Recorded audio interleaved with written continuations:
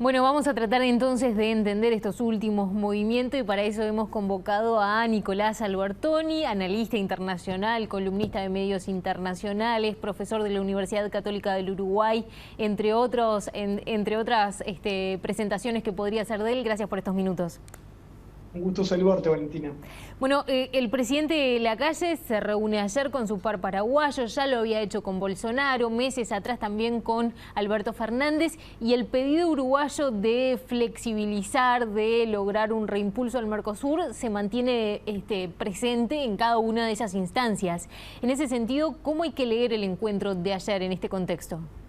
Sí, además de los temas de agenda, que yo creo que en Brasil también obviamente hubo temas similares de agenda, yo creo que hay un paso previo, que es primero la reafirmación de Uruguay, que pasa a ser quizá una estrategia de como un poco fiel de la balanza en una región que claramente es diversa, en una subregión cono-sur que presta sus diversidades. Bueno, Uruguay, y yo creo que eso es muy positivo a resaltarlo más allá de los temas, se está presentando realmente como un mediador de estas conversaciones. Y eso es muy bueno para nuestro país. Siempre le sentó muy bien a Uruguay estar en la conversación entre los grandes gigantes. Entonces, eso pasa a confirmarse y ahora concretamente con nuestro otro país pequeño, si se quiere, cercano, que es Paraguay. El Mercosur vuelve a estar en la agenda, como tú decías, y yo creo que es realmente importante resaltar lo que el presidente insiste. Acá no se está hablando ni de refundar, como históricamente también ha pasado en el Mercosur, ni de darle la espalda, sino modernizarlo. Y para esto no va a haber recetas mágicas, va a haber que pensar, va a haber una ingeniería arancelaria, como a veces se llama, pero hay un dato central, una evidencia.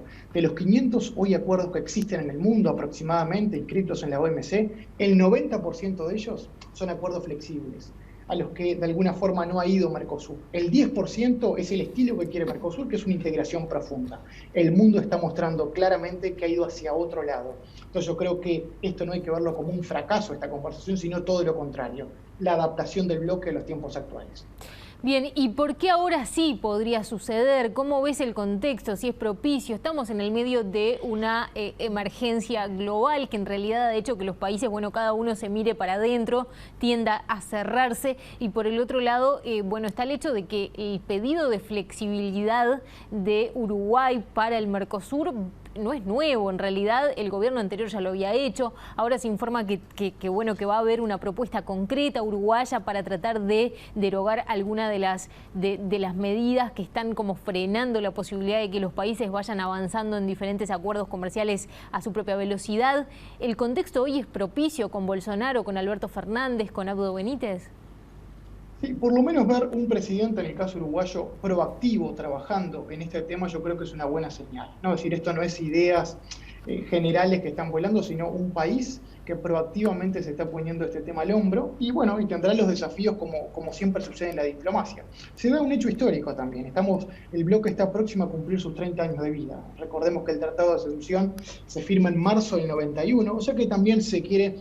Es un punto, un mojón importante en la historia del bloque, como para decir, bueno, repensemos el bloque en estos 30 años.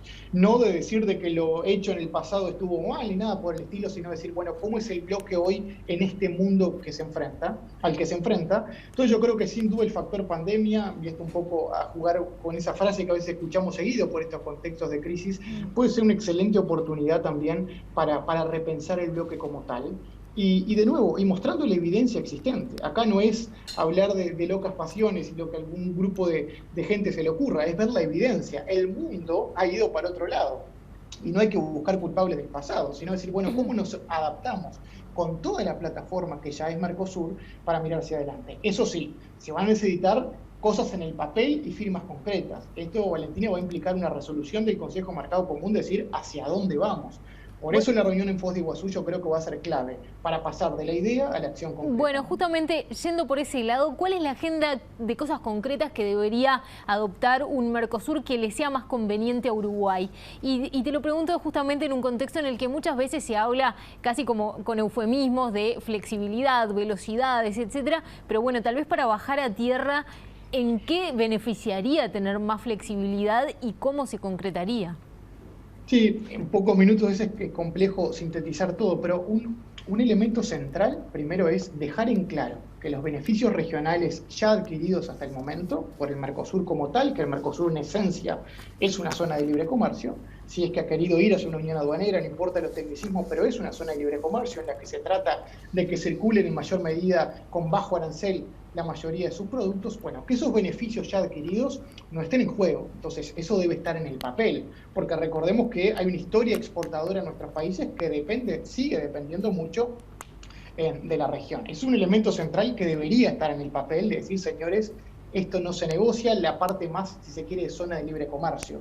Lo que sí hay que empezar una ingeniería arancelaria e institucional es de todo lo que es la política externa común. Es decir, hoy en esencia el Mercosur se propone tener un arancel externo común, que dicho en práctica es que cuando sale a negociar hacia afuera, debe hacerlo en conjunto, porque pretende ser una unión aduanera que no lo es. Dado que no se ha llegado a ese mojón, bueno, ¿cómo nos mantenemos en fortalecer la zona de libre comercio? Repito, los beneficios ya están dados, pero de alguna forma no seguir dependiendo en algunas instancias de cuando un país es invitado y otro país en total derecho, por ejemplo Brasil, que piensa en otros términos a veces, no por qué tiene que sumarse a esa negociación.